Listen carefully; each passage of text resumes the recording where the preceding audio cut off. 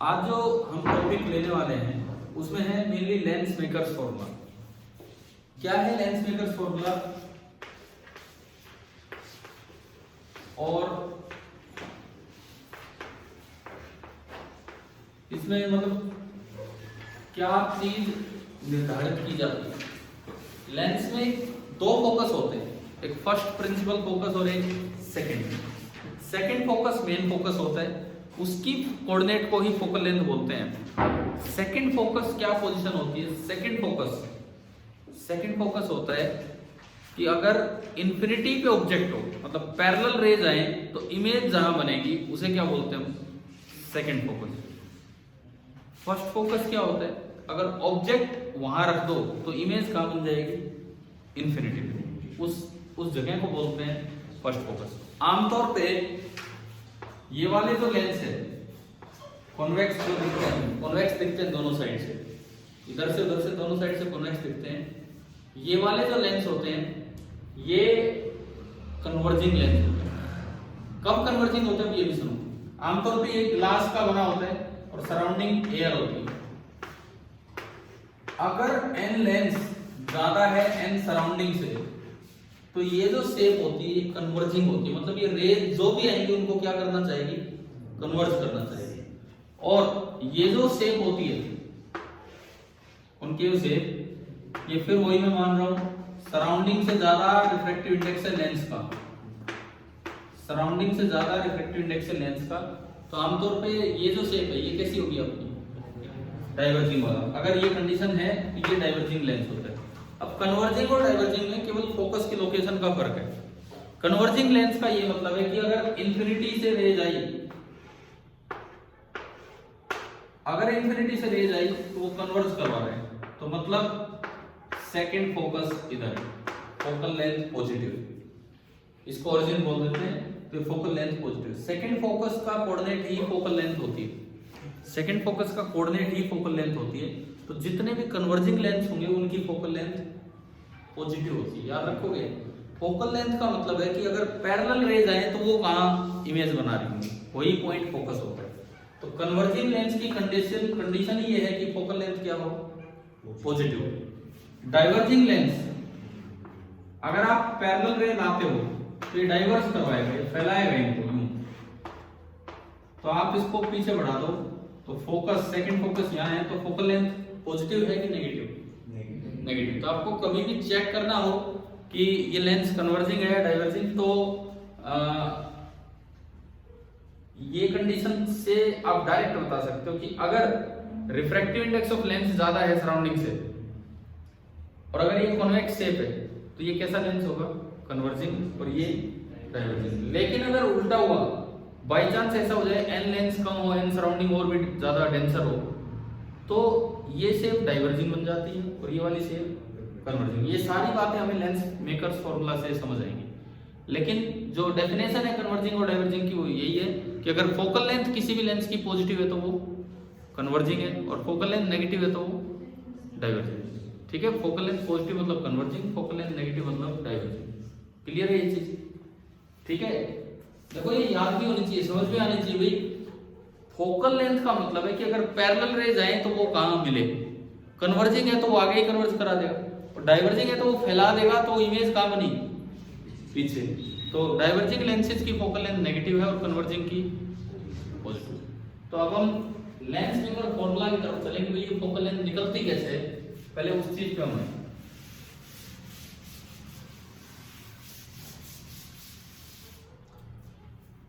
एक फॉर्मूला होता है लेंस मेकर फॉर्मूला 1/f।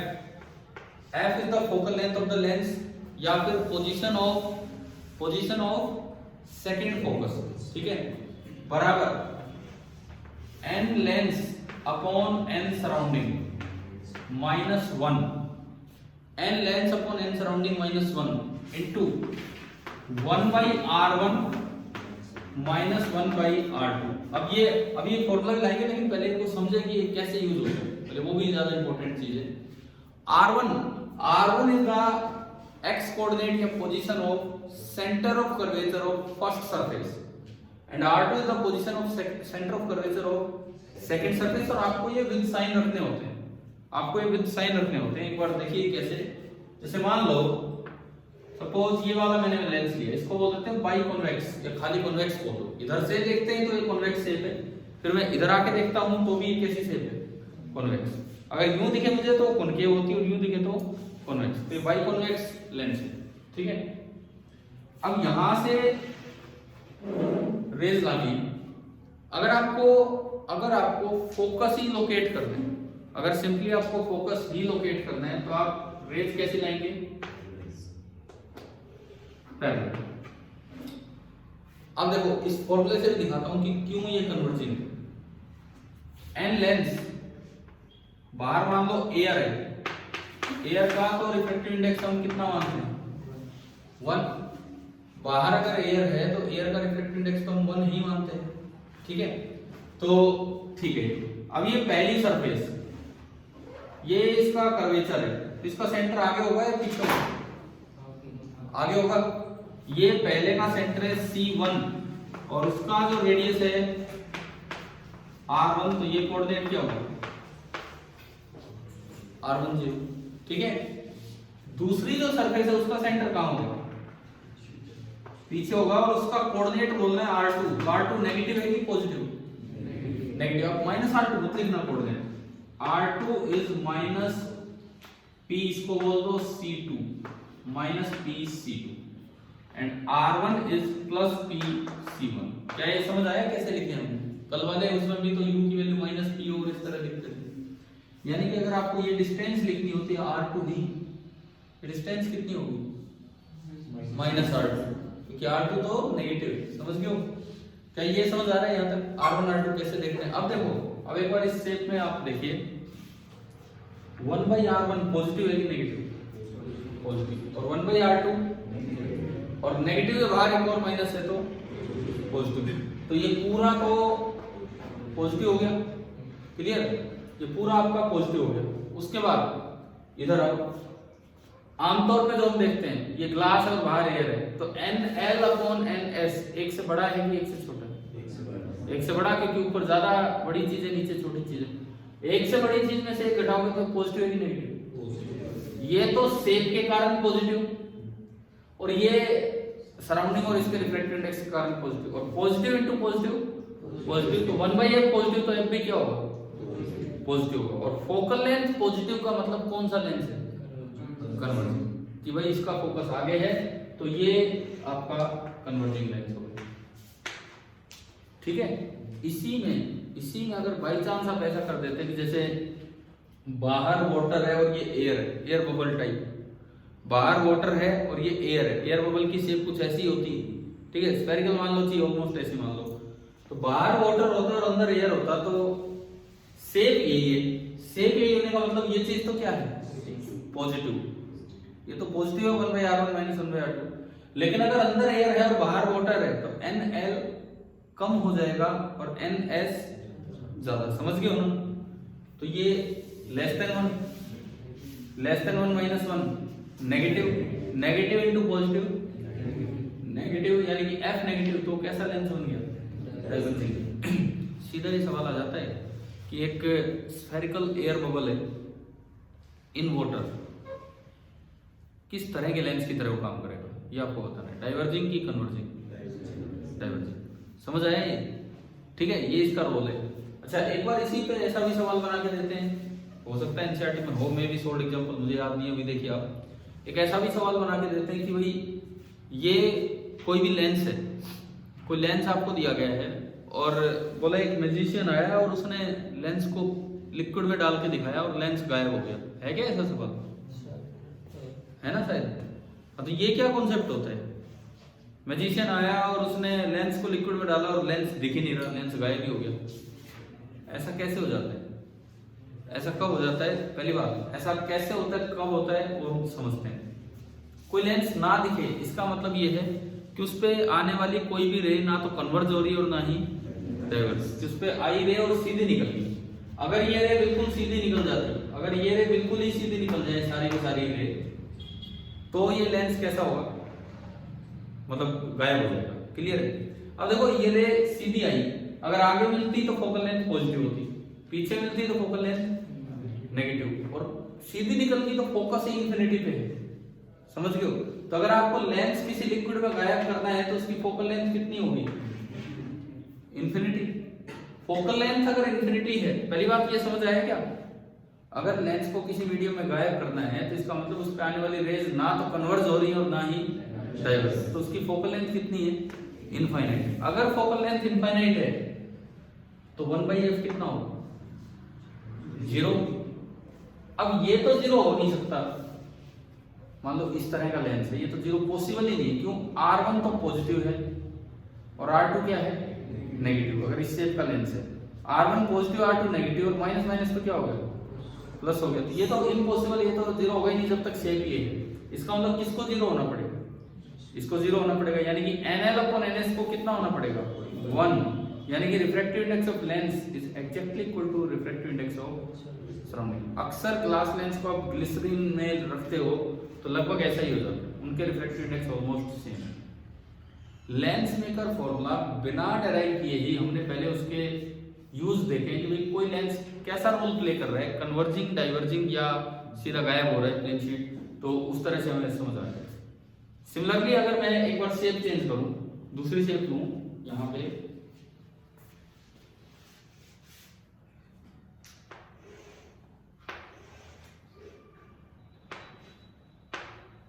ये वाली शेप अगर हम लेते हैं, अब देखो R1 नेगेटिव की पॉजिटिव, ये C1 है और ये R1 है, तो R1 क्या होगा, नेगेटिव, ठीक है। और इसकी शेप उधर है R2 positive, clear, R2 positive. अब देखो R1 नेगेटिव तो ये नेगेटिव हो गया, और R2 पॉजिटिव तो उसके बाहर एक माइनस लगा, तो ये भी नेगेटिव, माइनस माइनस जुड़ के माइनस ही रहेगा, समझ में आया। शेप की वजह से, जैसे ये तो -5 है, ये +2 है, तो जुड़ के तो नेगेटिव ही रहना है पूरा, यानी कि ये चीज बाइकॉन्केव शेप के लिए नेगेटिव होती है, बाइकॉन्वेक्स शेप के लिए ये चीज पॉजिटिव। अगर कहीं वर्ड आ जाए इक्विकॉन्वेक्स या इक्विकॉन्केव, इक्विकॉन्वेक्स या इक्विकॉन्केव, इसका मतलब R1 और R2 की न्यूमेरिकल वैल्यू क्या है, सेम है, प्लस माइनस आप। अब सुनो, ये जो शेप है बाइकॉन्वेक्स के लिए पॉजिटिव होती है, और ये जो टर्म है, और बाइकॉन्केव के लिए अभी तो बताया यहाँ से, बाइकॉन्केव ये वाली शेप, इसके लिए R1 नेगेटिव R2 पॉजिटिव, तो ये पूरा फैक्टर क्या होगा, नेगेटिव, क्लियर। आमतौर पे जनरली लेंस का रिफ्रैक्टिव इंडेक्स ज्यादा होता है, तो ये फैक्टर क्या है, positive, positive into negative, negative यानी कि फोकल लेंथ नेगेटिव आ गई, तो ये कैसा, डाइवर्जिंग, यानी कि डाइवर्जिंग की तरह काम कर रहे हैं, समझ आ गया। मतलब ये शेप वाले लेंस डाइवर्जिंग होते हैं, लेकिन दूसरा केस, अगर बाहर ज्यादा डेंसर मीडियम हो जाए तो NL/NS लेस देन 1 हो जाएगा, -1 करोगे तो ये भी नेगेटिव, और नेगेटिव इनटू नेगेटिव, तो यही लेंस कैसा बन जाएगा, कन्वर्जिंग, समझ रहे हो ना। शेप से रटो मत कि ये लेंस कन्वर्जिंग है डाइवर्जिंग, वो तो चेंज किया जा सकता है। और अगर इसका रिफ्रैक्टिव इंडेक्स और बाहर का रिफ्रैक्टिव इंडेक्स सेम कर दिया जाए तो ये दिखेगा ही नहीं, ना तो कन्वर्ज करेगा और ना ही डाइवर्ज। क्या इतना आया समझ, ठीक है। अब कई बार ऐसे भी लेंस आते हैं जिनमें एक शेप प्लेन होती है, कभी कभार ऐसे भी लेंस आते हैं जिनमें एक शेप प्लेन होती है। रोहित आप यार आ गया होगा एक बार, ये देखो 3 सीटें खाली हैं, इधर आओ, सबसे उधर वाली सीट पे जाकर बैठो, सबसे उधर वाली सीट पे। अब थोड़ा बोर्ड पे भी देख लेना क्या मैं बता रहा हूँ, मतलब पिछली जैसे 3-4 क्लास में मैं स्पेशली आपको ऑब्जर्व कर रहा हूँ, तो आप तो देखते ही नहीं हो बोर्ड पे, मैंने तो कभी देखा नहीं, मतलब मुझे ही आपको देखने के लिए इधर उधर होना पड़ता है, तो आप ध्यान नहीं दे रहे हो। वैसे क्यों नहीं दे रहे हो ध्यान ना यार, मैं तो कई बार ऑब्जर्व कर चुका, पूरा एक दिन तो पूरा लेक्चर में देखता रहा, लेकिन आपने एक बार भी ध्यान नहीं दिया बोर्ड पे। अब देखो मैं ले रहा हूं कोई जैसे प्लेनो कॉन्वेक्स लेंस, ये प्लेनो कॉन्वेक्स लेंस है, एक से प्लेन है और एक से कॉन्वेक्स है। अब इसमें अगर लेंस मेकर फॉर्मूला लगाना पड़ जाए, ये एन लेंस, एन सराउंडिंग जो कि अक्सर एयर रहती है, अब इसमें R1 कितना, प्लेन सरफेस का रेडियस ऑफ कर्वेचर इनफाइनाइट होता है, जैसे बहुत बड़े गोले का वो पार्ट है, और R2 पॉजिटिव की नेगेटिव, नेगेटिव, R2 नेगेटिव। मान लो ये ग्लास है 3/2, ये एयर है 1, तो अगर मैं फॉर्मूले पे चलूं 1/f n lens upon n surrounding minus 1 into 1/r1 minus 1/r2। पहले मैं इस फैक्टर पे आता हूं, ये वाला फैक्टर 1/r1 क्या है 0, 1/∞ 0 और 1/r2 खुद क्या है और बाहर लगा एक और माइनस, तो यानी कि ये शेप की वजह से क्या हुआ, और जिस तरह की मैंने वैल्यूज दी हैं ये फैक्टर बताओ पॉजिटिव है, ये तो नॉर्मल फैक्टर है, पॉजिटिव इंटू पॉजिटिव, पॉजिटिव तो फोकल लेंथ पॉजिटिव, किस तरह का लेंस है कन्वर्जिंग, ठीक है। इस लेंस में अगर फॉर्मूला पे जैसे इस तरह के सवाल आते हैं कि एक इक्वी कॉन्वेक्स लेंस था, मैं अभी भी इसके प्रूफ पे नहीं गया हूं, पहले मैं आपको एक फॉर्मूला ही समझा रहा हूं क्या है। एक इक्वी कॉन्वेक्स लेंस है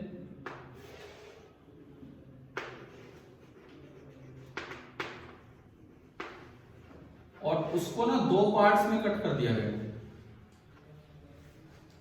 उसको दो पार्ट्स में कट कर दिया गया। अच्छा, इस पे आने से पहले मैं एक और चीज पूछूं, अभी हमने प्लेनो कॉन्वेक्स लेंस लिया, ये लिया है, इसकी फोकल लेंथ आपने निकाली, पॉजिटिव आ गई, लेंस को पलट के रखने से उसकी फोकल लेंथ का साइन चेंज होता है कि नहीं होता? क्या फोकल लेंथ का साइन इस बात पर डिपेंड करेगा, वैल्यू तो चेंज हो ही नहीं सकती है, साइन पॉजिटिव नेगेटिव, क्या इस बात पर डिपेंड करेगा कि रे किस साइड से उस पर डाली गई है? चेक करते हैं, हाँ जी आदित्य बताओ, करेगा, चेक करते हैं एक बार। अगर मैं इसको यू रख लेता, इसकी फोकल लेंथ पॉजिटिव आई थी कि नेगेटिव? पॉजिटिव। अब चेक करते हैं, NL upon NS minus 1 positive है कि नेगेटिव है?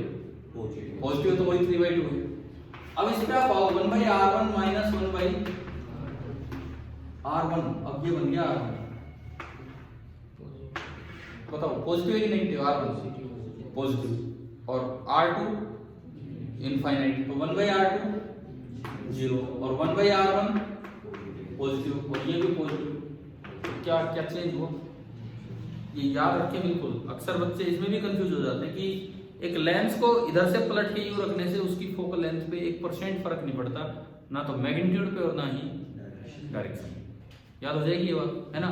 कई बार जैसे यूं कंफ्यूजन होगा, अब इसमें पूछ लेते हैं कि भाई इसको काट के आधा कर दिया, पहले इसकी फोकल लेंथ f थी, इसको काट के आधा कर दिया, पहले इसकी फोकल लेंथ f थी, किसी एक पार्ट की फोकल लेंथ बताओ। तो कई बार बच्चे सोचते हैं भाई उस पार्ट की बताएं कि इस पार्ट में, उससे फर्क क्या पड़ रहा है, किसी पार्ट को उल्टा कैसे रखो, तो एक ही बात। आप एक बार ये एक कॉमन सा ही क्वेश्चन है, कर भी रखा हो क्या आपने पहले, लेकिन एक बार ये ट्राई करके देखिए।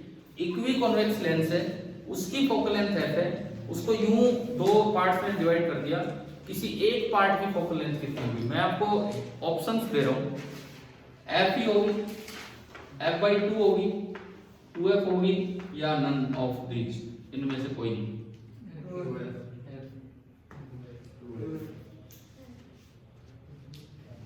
याद है कि अभी किया है? नहीं, याद से मत चलो ना, थोड़ा इसको एक बार अप्लाई तो करके देखो, नहीं तो फिर पता नहीं और कौन सा सवाल बन के आ जाए।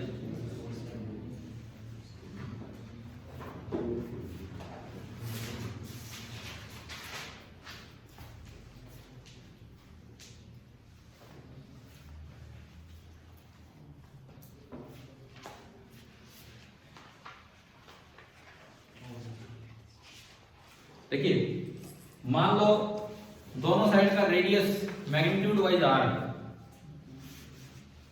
इधर से रे आई, पहला सेंटर यहां पे होगा तो पॉजिटिव, तो r1 तो हो गया प्लस r, और दूसरा सेंटर यहां पे होगा तो नेगेटिव, तो r2 हो गया minus r। n lens n surrounding, आपने इसमें फॉर्मूला लगाया 1/f रिलेटिव ना 1/f, n lens upon n surrounding minus 1 equiconvex 1/r1 minus 1/r2 और अब वो कितना minus r, minus minus plus हो गया 2/r हो गया, समझ आ रहा है ना, माइनस माइनस प्लस हो गया और ये आपका बन गया 2/r। तो 1/f आ रहा है n length upon n surrounding minus 1 into 2/r, equation number 1। अब कट करने के बाद कोई मैं एक पार्ट अगर उठाऊं, कोई भी एक पार्ट, इससे फर्क नहीं पड़ रहा कौन सा पार्ट आपने उठाया, सपोज आप ये वाला पार्ट लें, ठीक है, आपको दूसरा लेना वो भी आप चेक कर सकते हैं। n लेंथ वही है, सराउंडिंग दोनों साइड वही है जो पहले थे। अब अगर आप फॉर्मूला लगाएं 1/f is equal to n, ये f डैश बोल दिया मैंने नया, n length upon n surrounding minus 1। क्या r1 में कोई फर्क आया पहली स्टेप में? नहीं आ रहा ना इसमें, तो 1/r1, तो r1 तो कितना है माइनस 1/r2 कितना हो गया, ये प्लेन होगी इंफिनिटी, समझ आ गया, 1/∞ कितना 0, तो ये मेरे पास आ गया इतना, ठीक है। अब आप उससे इसको डिवाइड कर दो, इक्वेशन नंबर 2, इक्वेशन फर्स्ट से मैंने इक्वेशन सेकंड को डिवाइड किया, 1/f अपॉन 1/f डैश, तो ये बन गया f डैश बाई f, ये पूरा पूरा कैंसिल ही हो गया, 2/r अपॉन 1/r 2, तो f डैश कितना आ गया 2 है, तो डबल हो गया, समझ आ गया, क्लियर है ना ये चीज।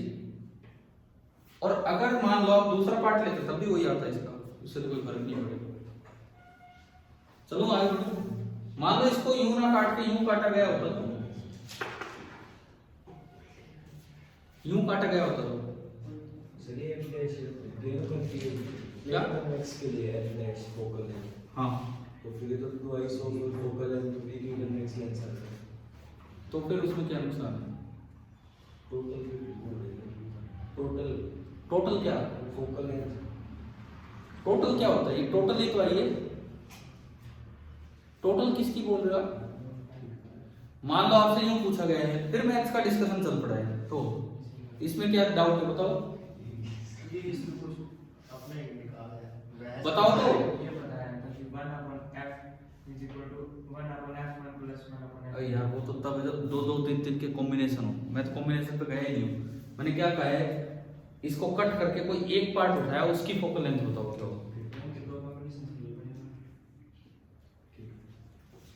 देखिए अभी हम कॉम्बिनेशन पे गए ही नहीं है, पहली बात सुनो, ये क्या कहना चाह रहे हैं, ये कह रहे हैं कि आप इसको यूं मान लो, एक ये है और एक ये है, ठीक है, इसकी f डैश मान लीजिए और इसकी भी f डैश मान लीजिए। अभी अगले टॉपिक पे जा रहे हैं कि भाई जो कॉम्बिनेशन जब होता है, कॉन्टेक्ट में दो लेंस होते हैं, तो आप ये अप्लाई कर सकते हैं 1/f dash plus 1/f dash, यानी कि 2/f डैश, क्रॉस मल्टीप्लाई करोगे तो f डैश कितना आएगा 2f। तो अगर ये अप्लाई करना है तो उसके लिए आपको ये पता होना चाहिए कि उल्टा पुल्टा रखने पे फोकल लेंथ चेंज नहीं होती। अगर इस पार्ट की फोकल लेंथ f डैश है तो इस पार्ट की भी कितनी होगी f डैश ही होगी, क्लियर है। मैंने आपको लेंस मेकर फॉर्मूला लगा के दिखाया था ओवर में किस तरह से, अभी हम कॉम्बिनेशन पे गए नहीं यहाँ, ठीक है।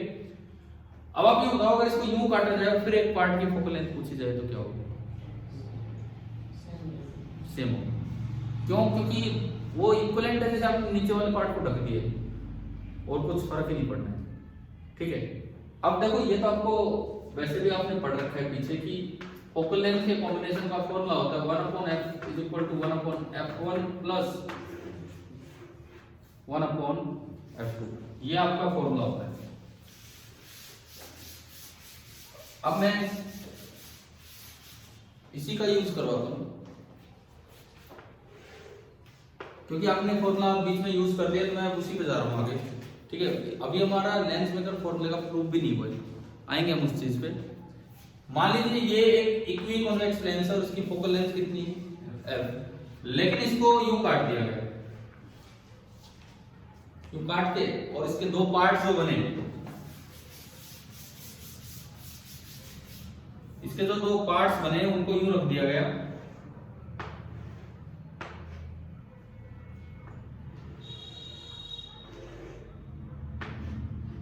जो भी इसके दो पार्ट्स बने इनको यूं रख दिया गया,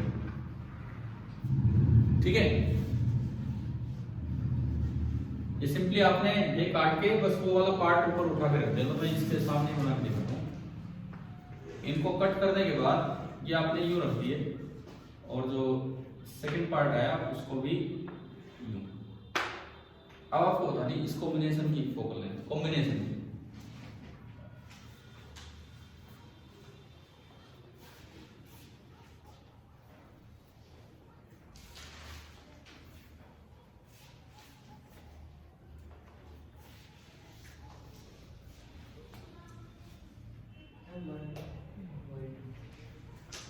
पहली बात क्या है, इस तरह की कटिंग से किसी एक पार्ट की फोकल लेंथ पे कोई फर्क पड़ा नहीं पड़ा। तो ऊपर वाले पार्ट की भी कितनी है और नीचे वाले पार्ट की भी है, लेकिन आपने नीचे वाले पार्ट को यूं पलट के रखा है।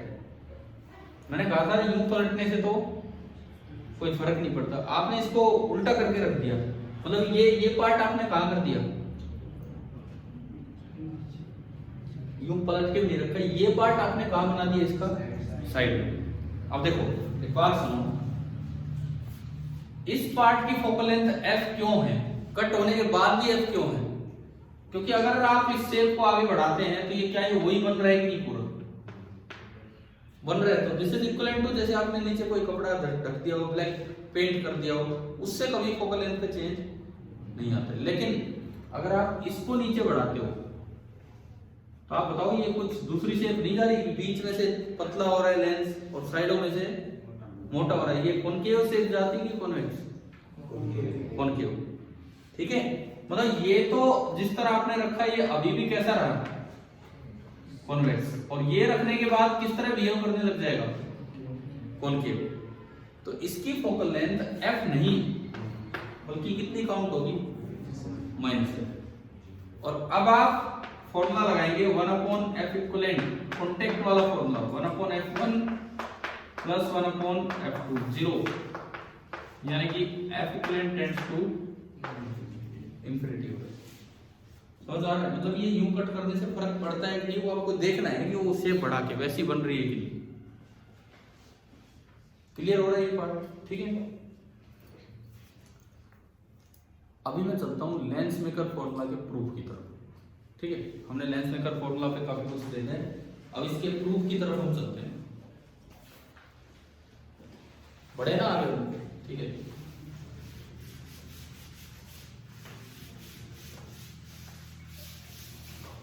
प्रूफ कुछ नहीं है, दो सरफेसेस पे आपको कर्व सरफेस वाला फॉर्मूला लगाना है, वही आपका ये आएगा निकल के।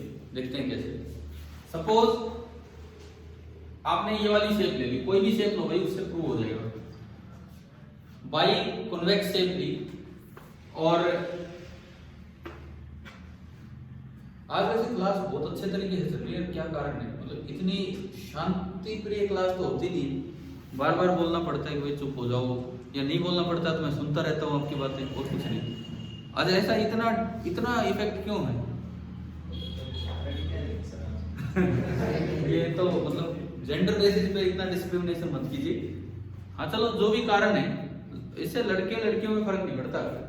यूं हो सकता है जो बोलता है वो नहीं होगा। अच्छा, यूं मत कहो, ये रिकॉर्ड हो रहा है और कुछ नहीं, आप पिटोगे। इधर इधर देखिए। अब इस पे इसको मैंने माना सरफेस फर्स्ट एंड इसको मैंने माना सरफेस सेकंड। एक सरफेस फर्स्ट है और एक सरफेस सेकंड है। यहां कहीं ऑब्जेक्ट है ना, यहां क्यों है ऑब्जेक्ट? हम किसको लोकेट कर रहे हैं? हम किसको लोकेट कर रहे हैं? फोकस को। फोकस कहां होता है? फोकस कब लोकेट होता है? जब ऑब्जेक्ट कहां लिया जाए? इंफिनिटी पे। तो ये तो ऑब्जेक्ट तो फिक्स है इंफिनिटी पे। ऑब्जेक्ट फिक्स है इंफिनिटी पे, तो रेज कैसे लेनी होगी? पैरेलल। तो फर्स्ट रिफ्लेक्शन के लिए तो एक चीज फिक्स होगी। देखिए ये n लेंस, ये n सराउंडिंग, ये n सराउंडिंग, पहले का centre R1, refraction at first curve surface. कल ही हमने फॉर्मूला डेराइव किया था, क्या फॉर्मूला है? दोबारा बोलना। अच्छा μ2, ठीक है। हम n2 बोल रहे थे तो ये μ2 बोल रहे हो तो एक ही बात है ना। एक ही बात है, रिफ्रैक्टिव इंडेक्स आप कैसे भी ले सकते हैं n2/v। तो सबसे पहले मैं फर्स्ट सरफेस पे गया।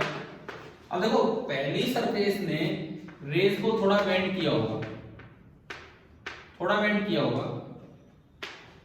पता नहीं ये कहां जाती। अगर दूसरी सरफेस नहीं होती तो ये पता नहीं कहां जाती, और उस जगह को मैंने क्या बोल दिया, v1। ठीक है, तो फर्स्ट रिफ्रैक्शन की जो इक्वेशन बनेगी n2, कल वाली इक्वेशन याद है, n2/v - n1/u = n2 - n1/r। तो n2 मतलब n लेंस बाई v मतलब इसमें कहां इमेज बनाई, v1 minus n1 n surrounding upon u कितना है,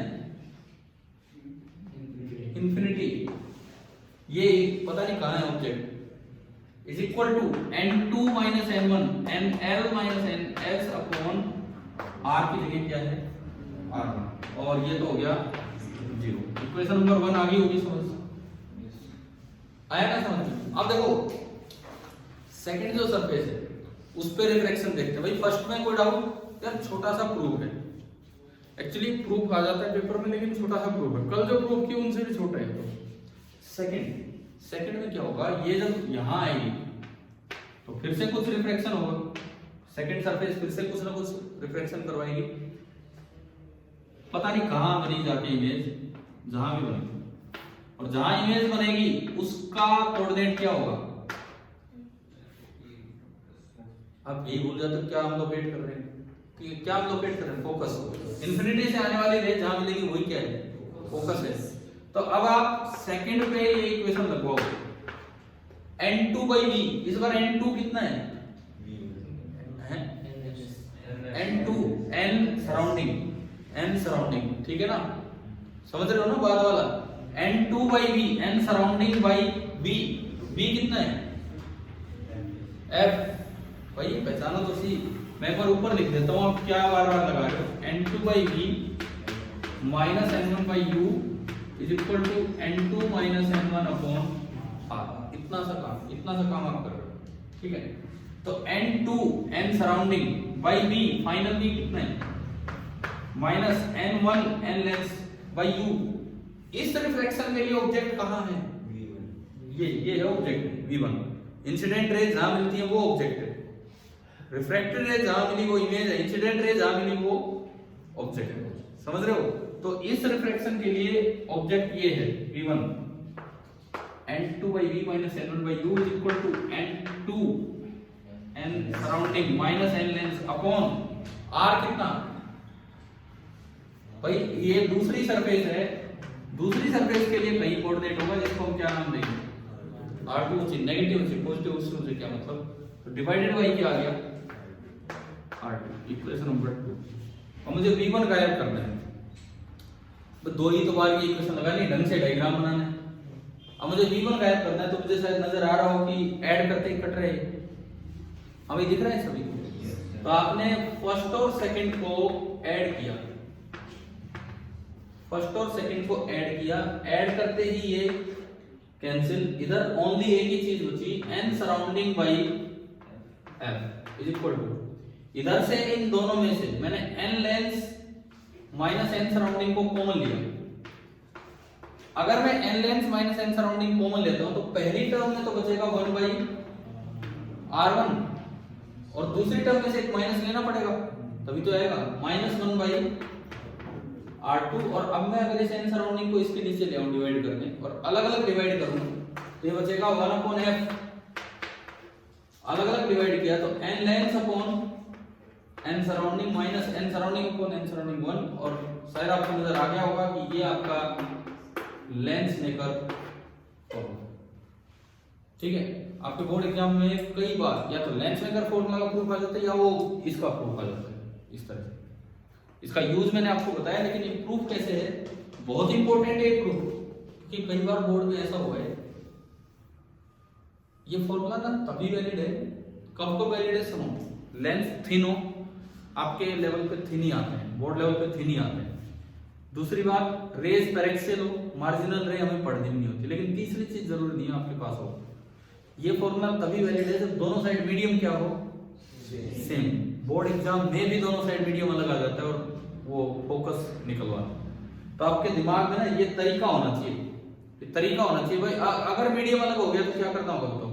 मान लो यहाँ n1 है और यहाँ n2 है, यहाँ n1 है और यहाँ n2 है, तो पहली बार तो यहाँ पे क्या रखा जाएगा n1, लेकिन दूसरी इक्वेशन में यहाँ क्या रखा जाएगा n2, और फिर देखना होगा कि क्या बनता है। ये नहीं बनेगा, इससे अलग बनेगा, वो भी कर लेंगे। इसके बाद आप ये नोट कर लो अगर करना है। This is your lens makers form. आया कि नहीं है समझ? ठीक है सर। R2 की वैल्यू फर्स्ट के लिए नेगेटिव होगी ना, क्यों? इस वाले के R2 की वैल्यू का यहाँ पहले के लिए काम ही क्या है? रिफ्रैक्शन एट फर्स्ट सरफेस पे R2 का काम ही क्या है ये बताओ। आप पूछ रहे हो R2 की वैल्यू पहले के लिए नेगेटिव होगी। रिफ्रैक्शन एट फर्स्ट इंटरफेस, उससे मुझे क्या मतलब आगे क्या आने वाला है सामने, उसके लिए तो खाली R1 काम आएगा ना बस। और रिफ्रैक्शन एट सेकंड इंटरफेस में खाली R2 काम आएगा। अब वो नेगेटिव होती है पॉजिटिव है तो उसका सिंबल यूज कर रहा हूँ, वो तो जब न्यूमेरिकल करेंगे तो उसकी वैल्यू पुट होगी तो नेगेटिव है पॉजिटिव है। दोबारा बोलो क्या पॉजिटिव आएगी? जो सेकंड वाला केस है, हाँ ऐसे वाला, हाँ। उसके लिए R2 की वैल्यू पॉजिटिव ही है। R2 चाहिए पॉजिटिव हो चाहिए नेगेटिव, मुझे R2 लेना है, मुझे सिंबल R2 लेना है। ये फॉर्मूला क्या कहता है? ये formula R as a coordinate है। अब जब आप उसका न्यूमेरिकल वैल्यू पुट करो तो नेगेटिव या पॉजिटिव पुट होती है। उस इंटरफेस के सेंटर ऑफ कर्वेचर का कोऑर्डिनेट R है, तो इस इंटरफेस के सेंटर ऑफ कर्वेचर का कोऑर्डिनेट क्या है? R2। कहीं उसकी वैल्यू पुट करें तो विद साइन पुट करनी है -5 -3, लेकिन सिंबल तो R2 ही रहेगा। सिंबल नहीं सर, अगर तो न्यूमेरिकल वैल्यू में मतलब R2 5 दे रखा है, हाँ। तो R2 की वैल्यू -5 लेंगे या 5 लेंगे? -5 अभी पीछे आप सवाल करके समझ रहे हो, लेकिन प्रूफ में आंसर प्रूफ में न्यूमेरिकल वैल्यू नहीं लेनी, केवल कोऑर्डिनेट लेना है, तो उसको -R2 मत लिख लेना। ये भी एक कंफ्यूजन होता है, यही नहीं कई बार पता लगता कि भाई कौन सा प्लस के साथ लिखना है कौन सा माइनस। तो फॉर्मूला डेराइव करें एक्सप्रेशन में without applying any extra negative sign आपको चलना है। सिंबल तो सिंबल है। कल जब मैंने प्रूव करवाई कोई ऑब्जेक्ट पीछे था तो क्या उसका सिंबल -u लिखते रहते हो, u ही लिख रहे थे, लेकिन उसकी वैल्यू -po लिखे थे। समझ रहे हो? इस पर्टिकुलर डायग्राम में R2 की वैल्यू हो जाएगी -pc2 अगर मुझे वो पुट करना पड़े तो। क्या ये क्लियर है कि नहीं बताओ? तो फोकल लेंथ कौन सी फोकस से लेंथ होती है? फोकस से लेंथ नहीं होती है, फोकल लेंथ ऑप्टिकल सेंटर से लेंथ होती है। बीच वाला पॉइंट होता है ऑप्टिकल सेंटर। यहां से सेकंड फोकस का जो कोऑर्डिनेट है उसे बोलते हैं फोकल लेंथ। ठीक है, इस बीच वाले पॉइंट से सेकंड फोकस का जो कोऑर्डिनेट है। अच्छा, इसमें हमने कहां यूज किया इस प्रूफ में कि लेंस थिन है? देखो कहां यूज किया। पहली बार आपने रिफ्रैक्शन इससे लिया और दूसरी बार रिफ्रैक्शन इससे लिया, तो एक लेंथ तो यहां से मेजर हो रही है और एक वाली लेंथ यहां से, लेकिन हम तो बीच से मेजर करते हैं तो तभी पॉसिबल है ना जब लेंस कैसा हो, ठीक होगा तो फिर ये फॉर्मूला वैलिड। क्लियर है? ये कहां यूज किया कि रेज पर एक्सेल है, ये कल उस फॉर्मूले को डेराइव करने में यूज किया था। tan अल्फा को अल्फा लिख रहे थे, tan बीटा को बीटा, समझ गए हो ना? ये सारी चीजें यूज हुई। अब आप मुझे करके दिखाओ, अगर ऐसा केस आ जाए कि इधर सराउंडिंग है n1 और इधर सराउंडिंग है n2, बीच में nl, ठीक है, nl n1 n2, ये r1 r2 बस एज इट इज। अब आप निकालो कि अब फोकल लेंथ क्या होगी, कैसे हम निकालें अब वाली फोकल लेंथ।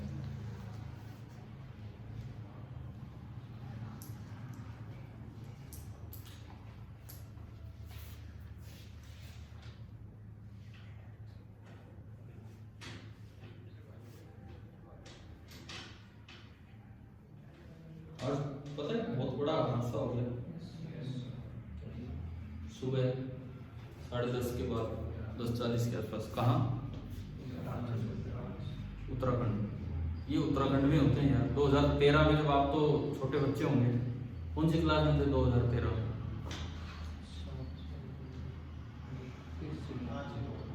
तो आपने कभी सुना था केदारनाथ पे, याद हो आपको, चौथी 5वीं छठी में केदारनाथ में एक बहुत भीषण त्रासदी हुई थी। वहाँ भी बहुत से लोग डूब गए थे, वहाँ पे बादल फटे थे, वहाँ पे बादल फटे थे। आज ग्लेशियर फटे है। तपोवन एक जगह है, एक बार मैं भी गया था घूमने, 2007 की बात है, 2007। हाँ, तो वो गंगोत्री तक हम गए थे। गंगोत्री वहाँ गोमुख ग्लेशियर है, तो गोमुख ग्लेशियर हमने देखा तो एक पुलिस वाला ड्यूटी पे था। कम से कम वो 400-500 मीटर पीछे रोक रहा था, आगे नहीं जाने देता था। लेकिन तो हमने पूछ लिया तो उससे भाई आगे क्यों जाने दे रहे हैं? बोले ग्लेशियर फट भी सकते हैं। तो फिर मैंने यही कहा, बोले अगर ये ग्लेशियर फट गया तो कोई 500 मीटर पे भी नहीं बचने वाला है, क्योंकि ये तो बहुत भीषण तरह की व्यवस्था। आज वही हुआ, वो नहीं, लेकिन एक तपोवन में ग्लेशियर है, वो वहाँ पे इस तरह का टाइप होगा। और एनटीपीसी का national thermal power corporation company है भारत सरकार की, बिजली बनाती है। एनटीपीसी का एक प्रोजेक्ट चल रहा था और करीब 150 लोग तो डूब गए।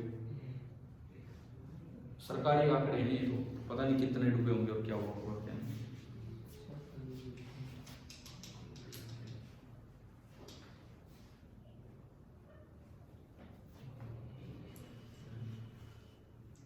तो उसके अफसोस में मैं 1 सप्ताह की छुट्टी नहीं कर रहा हूँ।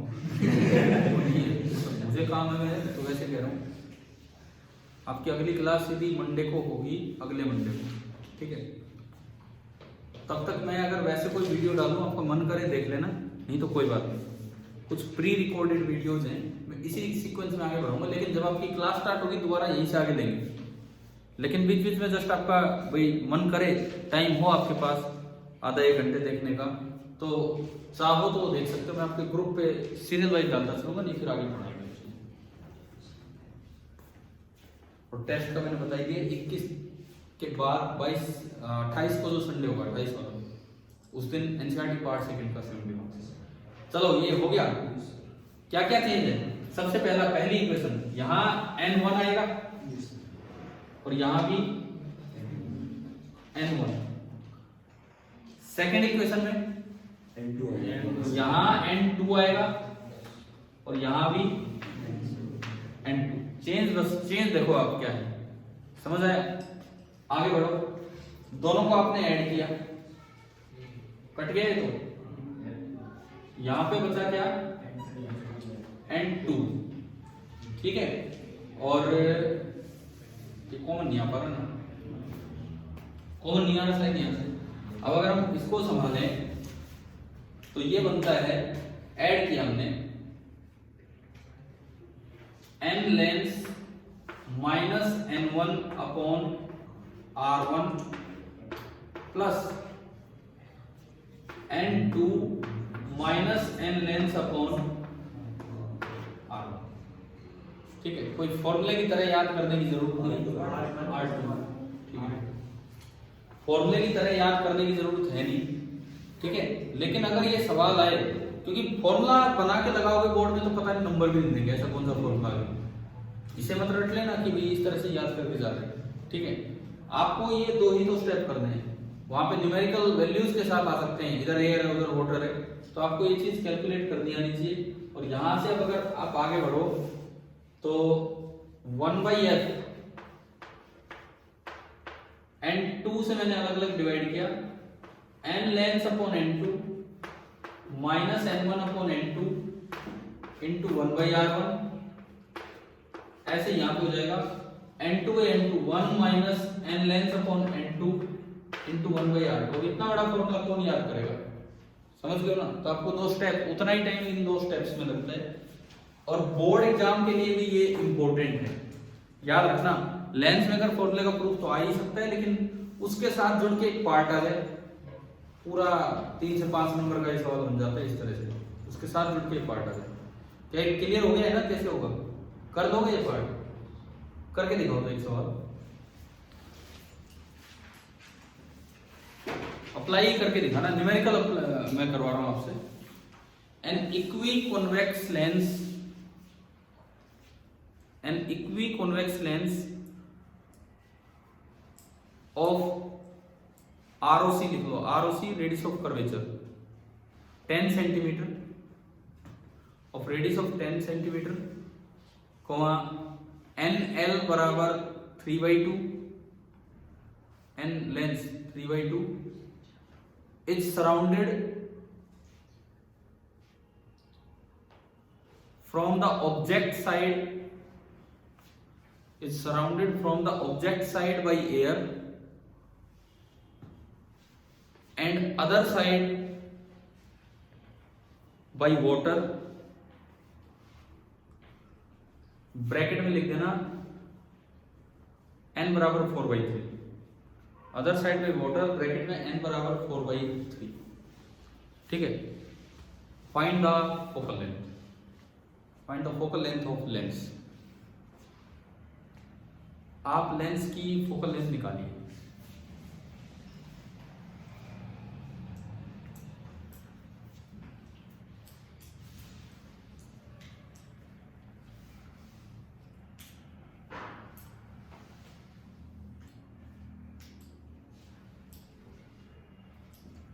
लेंस में फोकल लेंथ और रेडियस ऑफ कर्वेचर अलग होती है।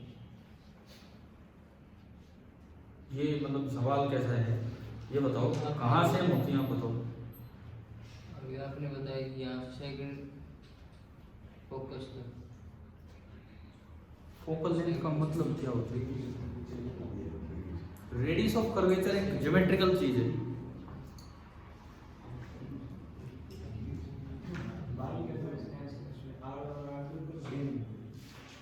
इक्विकॉन्वेक्स नहीं बोला, फिर इक्वी का क्या मतलब होता है? इक्विकॉन्वेक्स का मतलब ही क्या होता है कि दोनों साइड का रेडियस ऑफ कर्वेचर सेम है। अब आपको अपने प्लस माइनस अपने आप लगाने हैं। मैंने शुरू में बताया था ये आज की क्लास में कि इक्वी वर्ड आए तो इसका ये मतलब है।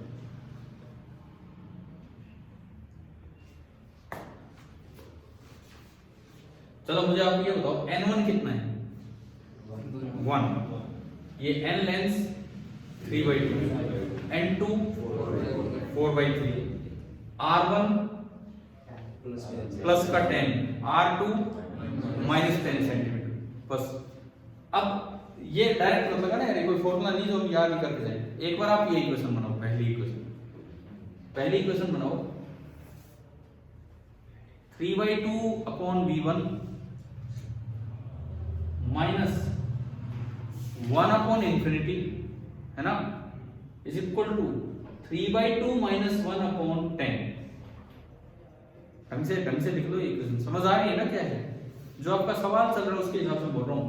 3/2 अपॉन v1 तो 3/2 v1 माइनस 1 अपॉन इंफिनिटी बराबर 3/2 माइनस 1 यानी कि 1/2 अपॉन r1, और r1 है प्लस का 10। एक इक्वेशन बन गई। दूसरी इक्वेशन पे आओ, n2 दूसरे वाला 4/3 upon f, 4/3 upon f minus n lens 3/2 upon v1 is equal to 4/3 minus 3/2 upon r2 कितना माइनस 10। दो इक्वेशन बना के उन्हें ऐड करो और फिर वहां से f निकालो कितना आ रहा है।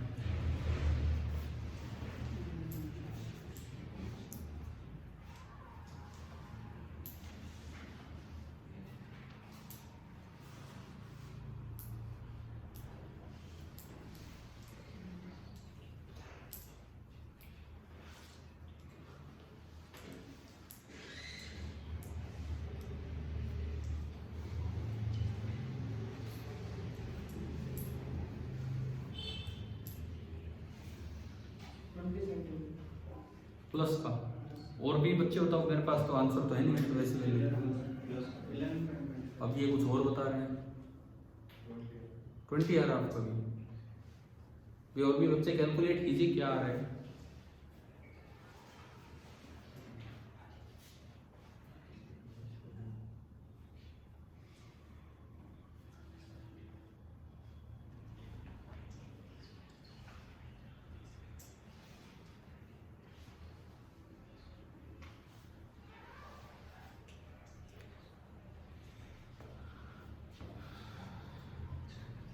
हाँ जी आदित्य, कुछ आंसर आए? आपका नेगेटिव आ गई। सब अलग अलग आंसर क्यों दे रहे हैं? तो हर बच्चा ही अलग अलग आंसर दिए जा रहा है। मैं तो इसमें रख के वेरीफाई कर रहा हूँ। एन लेंस कितना है, आपने अलग अलग निकाला है ना, या ये यूज किया है, अलग अलग किए, मैं इसमें रख के वेरीफाई करता हूँ। 3/2 अपॉन 4/3, 3/2 4/3 9/8, 9/8 माइनस n1 तो 1 है, 9/8 माइनस 1 अपॉन 4/3, 3/4 या 9 माइनस 6 3, 3/8 आ गया, यानी कि ये फैक्टर आ रहा 3/8 और ये प्लस का 10, तो 3/80, 3/80। अब आप इस पे आओ, n लेंस 3/2, n2 4/3, 9/8 हो गया, 1 माइनस 9/8 माइनस 1/8, माइनस 1/8 के नीचे माइनस 10, माइनस 1/8 के नीचे 10, तो प्लस का हो गया 1/80, ये प्लस का 1/80 और ये 3/80, तो प्लस का 4/80 यानी कि 1/20, F20। मुझे लग रहा है जो पहला आंसर दिया गया वो बिल्कुल सही है, F आएगा प्लस का 20 सेंटीमीटर। जो फर्स्ट आंसर जो दिया गया वो बिल्कुल सही था, प्लस का 20। आप इनको अलग अलग अप्लाई करके चेक करेंगे यहाँ से। बताओ भाई समझ आ गया है कि नहीं? किस किस का आया 20 सेंटीमीटर, किस किस का है? ठीक है ठीक है ठीक है, चलो बाकी अपने चेकिंग कर लेना कहाँ पे क्या है।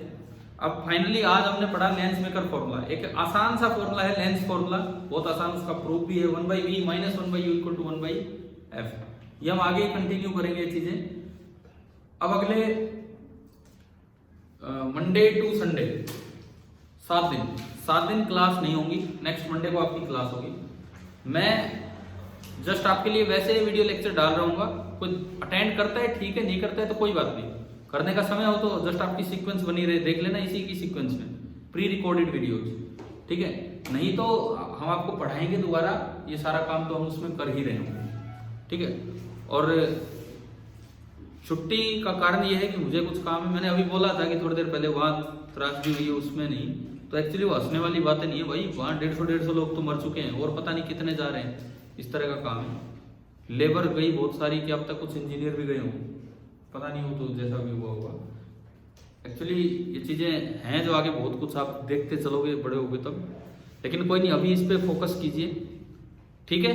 कल से हालांकि मैं मैसेज डाल दूंगा आपके ग्रुप पे, लेकिन अब अगली क्लास हमारी सीधी मंडे को होगी, ठीक है।